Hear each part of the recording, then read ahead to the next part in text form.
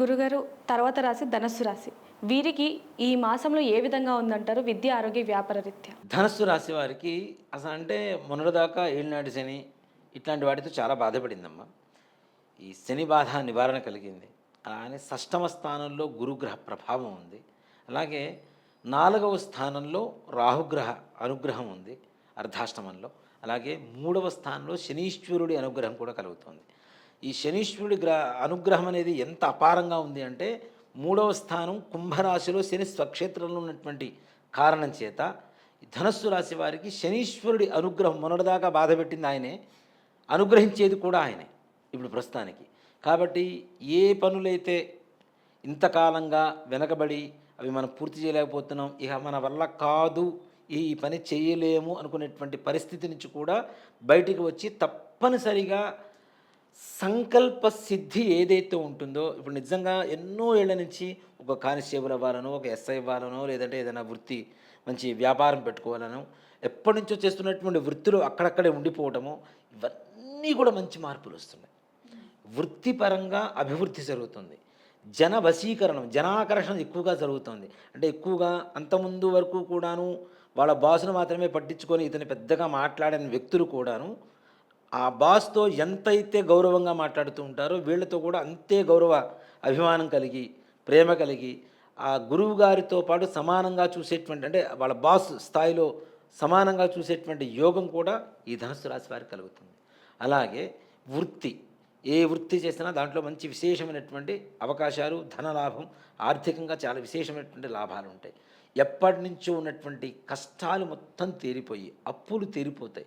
అలాగే కొత్తగా ఏదైనా వస్తువులు కొనుక్కోవటం, ఇంట్లో గృహ పరికరాలు కావచ్చు, లేదంటే బంగారం కొనుక్కోవటం కావచ్చు, వీటి వల్ల తప్పనిసరిగా ఆర్థికంగా వీటికి కావాల్సినటువంటి, అంటే చిన్న ఇంట్లో ఉండేవాళ్ళు ఉంటారు, వాళ్ళు కూడాను ఒక గొప్ప ఇంటికి కాస్త మంచి పెద్ద ఇంటికి అద్దెకు మారడం కావచ్చు, గృహయోగం కావచ్చు. ఇప్పుడు ఒక చిన్న ఇంట్లోంచి ఇంకో ఇంటికి పోతున్నాడు అంటే అది కూడా గృహయోగమే కదా. అలాంటి గృహయోగం కావచ్చు, ఆ ఇంట్లో కావాల్సినటువంటి వస్తువులు కొనుక్కోవచ్చు, బంగారం కొనుక్కోవచ్చు, వెండి వస్తువులు కొనవచ్చు. ఇట్లాంటి వాటికి కావాల్సినటువంటి ఆర్థిక స్తోమత కూడా పెరుగుతుంది. అలాగే ఒక వృత్తి చేసేటువంటి వాళ్ళకి ఒక విధానంగానే ఆదాయం వస్తూ ఉంటుంది. కానీ ఈ మే నెలలో ధనుస్సు రాశి వారికి అనేక రకాలైనటువంటి దారులు కనపడుతూ ఉంటాయి. అంటే ఈ పని చేసుకుంటూ కూడా ఇంకో పని ద్వారా కూడా ఆదాయాన్ని పొందేటువంటి అవకాశం సంపూర్ణంగా కలుగుతుంది. అలాగే ఈ షేర్ మార్కెట్ చేసేటువంటి వాళ్ళకు కూడా విశేషమైనటువంటి ధనయోగం పట్టబోతోంది వీళ్ళకి. సినీ పరిశ్రమలో వాళ్ళకు కూడా విశేషమైనటువంటి కొత్త కొత్త అవకాశాలు, కొత్త కొత్త వ్యక్తుల పరిచయాలు, ఆ పరిచయాల వల్ల మంచి లాభాలు కలిగేటువంటి అవకాశం ఉంది. రాజకీయ నాయకులకు కూడా విశేషంగా శత్రుబాధ నివారణ కలిగి తప్పనిసరిగా దిగ్విజయంగా విజయం పొందేటువంటి అవకాశాలు సంపూర్ణంగా కనపడుతున్నాయి రాజకీయ నాయకులు కూడా. అలాగే ఉద్యోగాలు చేసుకునేటువంటి వాళ్ళకి ఇందాక చెప్పాను కదా, ఉద్యోగం ప్రయత్నం చేయాలి, ఎప్పటి నుంచో మనకి ఉద్యోగం కావాలి, కానీ నేను దానికి అర్హుణ్ణి, నేను ఆ ఉద్యోగం పొందలేకపోతున్నాను అనేటువంటి వాళ్ళకు కూడా ఈ మే నెలలో ప్రయత్నిస్తే, అంటే మే నెలలోనే వస్తుందని చెప్పడం లేదు నేను, ప్రయత్నం ఈ నెలలో జరిగితే తప్పనిసరిగా వచ్చేటువంటి ఫలితం మాత్రం వీళ్ళకి ఫేవర్గా అనుకూలంగా వస్తుంది తప్పనిసరిగా. అలాగే విద్యార్థులు కూడా మంచి ఉత్తీర్ణత కలిగినటువంటి ఇది ఉంటారు. కుటుంబంలో ఎప్పుడూ ఎరగనంత విశేషమైనటువంటి ఆనందమైనటువంటి వాతావరణం నెలకొల్తూ ఉంటుంది. వీరు అడగండి. వీరు ఏ దేవుణ్ణి పూజిస్తే మంచిది? తప్పనిసరిగా వీరికి చేయాలి అంటే చంద్రుడికి, చంద్రగ్రహం ఏదైతే ఉంటుందో, చంద్రగ్రహం అంటే ఎక్కడ ఉంటుంది? శివుడి శిరస్సును ఉంటుంది.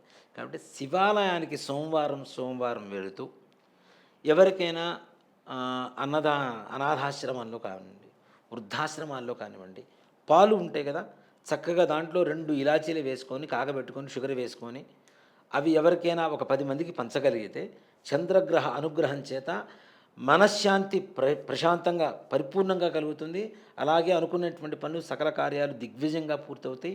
శివాలయంలో చండీశ్వర ప్రదక్షిణం అని చెప్పి ఒకటి ఉంటుంది. చండీశ్వరుడి దగ్గర నుంచి, అంటే ద్వైస్తంభం దగ్గర నుంచి చండీశ్వరుడి వరకు, చండీశ్వరుడి నుంచి ద్వైస్తంభం వరకు రావడం అనేది ఒక ప్రదక్షిణ అవుతుంది. అలా ప్రదోషకాలంలో, అంటే చంద్రుడి కూడా ప్రదోషకాలం తర్వాతనే వస్తాడు కాబట్టి ఆయన వచ్చేటువంటి సమయంలో ఆ శివుడికి ప్రదక్షిణ చేయడం ద్వారా తప్పనిసరిగా విశేషమైనటువంటి యోగం కలుగుతుంది వీరికి. ధన్యవాదాలు గురు. శ్రీమాత్రే నమః. శ్రీ గురుభ్యో నమః.